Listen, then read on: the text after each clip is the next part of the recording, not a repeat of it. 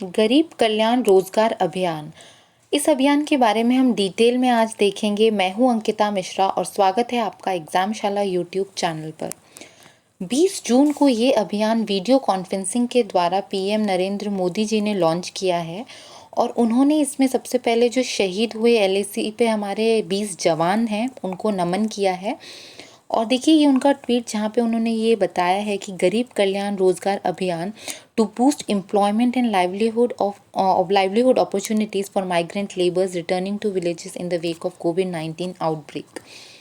जैसे कि कोविड-19 या कोरोना पेंडेमिक की वजह से काफ़ी सारे जो लेबर्स हैं वो अपने स्टेट में वापस उनका पलायन हुआ है। जिन अर्बन सिटीज़ में वो नौकरी कर रहे थे, जॉब कर रहे थे, वो छोड़ के वो वापस अपने गांव लौटे हैं। इस कारण इनके जो रोज़गार हैं वो छिन गए हैं और जिसमें सबसे ज़्यादा लौटने वाले जो मज़दूर जिस स्टेट में हैं वो बिहार है और बिहार से ही इसकी शुरुआत की गई है। आगे देखेंगे कि कौन सा ज़िला है, लेकिन उससे पहले मैं बता दूं, ये देखिए न्यूज़ चैनल की रिपोर्ट है जिसमें देखिए बिहार में जो लौटने वाले मज़दूर हैं वो सबसे ज़्यादा है। यह आंकड़ा जो है वो लाख में है, जिसमें 23.6 लाख जो मज़दूर हैं वो बिहार में वापस लौटे हैं। तो जो ये स्कीम है ये बिहार के खगड़िया डिस्ट्रिक्ट के तेलिहार विलेज से शुरू की जाएगी और जो ये स्कीम वीडियो कॉन्फ्रेंसिंग के द्वारा 20 जून को शुरू की गई थी उसे मिस्टर नरेंद्र सिंह तोमर जो कि union minister of rural development हैं, नीतीश कुमार जो कि चीफ मिनिस्टर हैं बिहार के, यूपी के chief minister Yogi Adityanath, MP के चीफ मिनिस्टर शिवराज सिंह चौहान और अशोक गहलोत जी जो कि हैं राजस्थान के चीफ मिनिस्टर, इन सबके द्वारा अटेंड किया गया था। और अगर और डिटेल में इसके स्कीम के बारे में बताऊं तो पीएमओ के अनुसार ये अभियान देश के 6 राज्यों के 116 ज़िले मतलब डिस्ट्रिक्ट में शुरू किया जाएगा और इन सभी राज्यों के जो मंत्री थे जो अभी हमने पहले देखे वो वीडियो कॉन्फ्रेंसिंग के जरिए शामिल हुए थे इसकी लॉन्चिंग में। जो पूरा टोटल लागत जो लगेगी इस अभियान में वो 50,000 करोड़ की लगाई जाएगी, जिसमें जो लेबर्स हैं उनको 50 तरीके के या 50 अलग अलग तरीके के काम दिए जाएंगे। ये जो अभियान है ये 125 दिन तक मिशन मोड में चलाया जाएगा और जो माइग्रेंट लेबर्स मतलब जो दूसरी जगह से अपने गांव वापस जिनका पलायन हो गया है उन्हें रोजगार उपलब्ध कराया जाएगा इस अभियान के द्वारा, जिससे फिनेंशियल असिस्टेंस भी मिलेगा और जो इंफ्रास्ट्रक्चर डेवलपमेंट है वो भी होगा।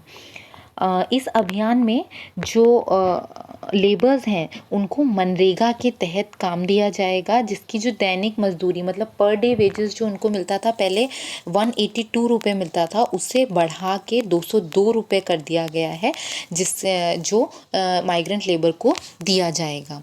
जो 25 क्षेत्रों की बात हो रही है जिसमें वो काम करेंगे वो ये देखिए आपके सामने है। जैसे कम्युनिटी सैनिटेशन है, ग्राम पंचायत है, फिनेंस कमीशन फंड है, नेशनल हाईवे है, वाटर कंजर्वेशन हार्वेस्टिंग है, CAMPA fund, plantation. CAMPA fund अगर मैं बताऊं तो 2016 में जो compensatory afforestation fund management and planning authority launch की गई थी प्लांटेशन के लिए, वो है ये CAMPA fund. Then horticulture, railways, Shyama Prasad Mukherjee rurban mission, ये रुर्बान मिशन भी जो है वो 2016 में ही मिनिस्ट्री ऑफ रूरल डेवलपमेंट के द्वारा लॉन्च हुआ था, जिसमें infrastructure development and economic activities पे जो डेवलपमेंट होगा वो कहा गया था। देन पीएम कुसुम फाइबर ऑप्टिक केबल जो बिछाया जाएगा उसमें काम मिलेगा।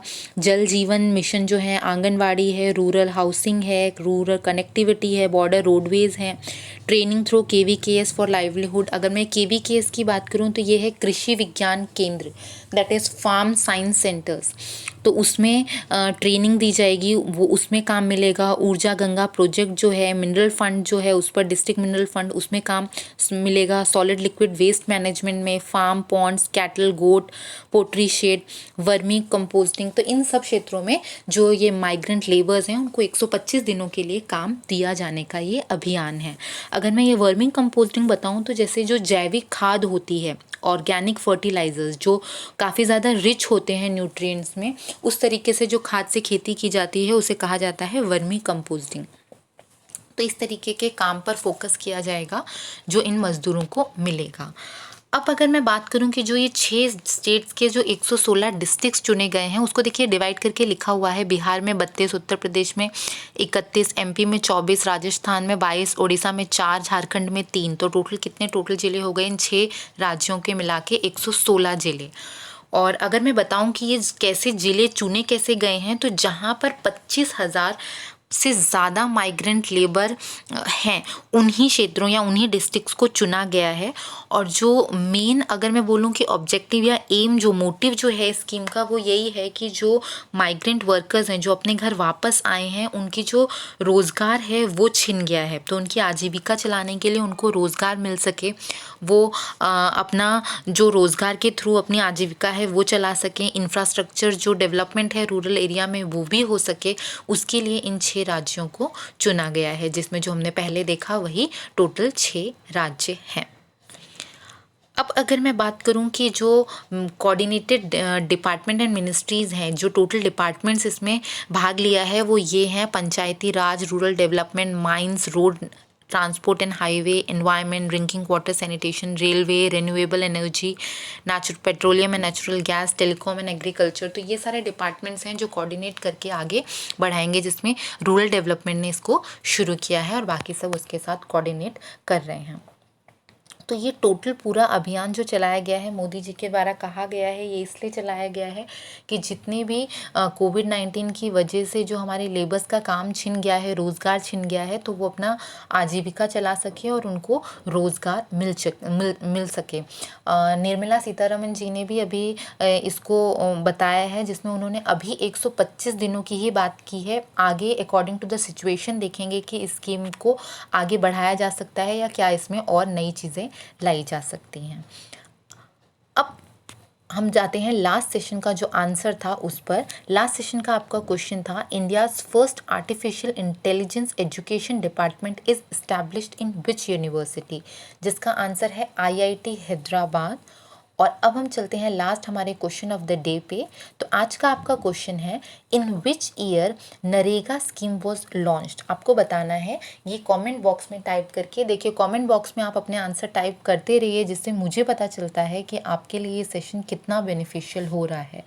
Thank you so much for your time. आप इसी तरीके की रीसेंट अपडेट के लिए एग्जामशाला इंडिया को फॉलो करते रहिए और अपना बहुत ख्याल रखिए।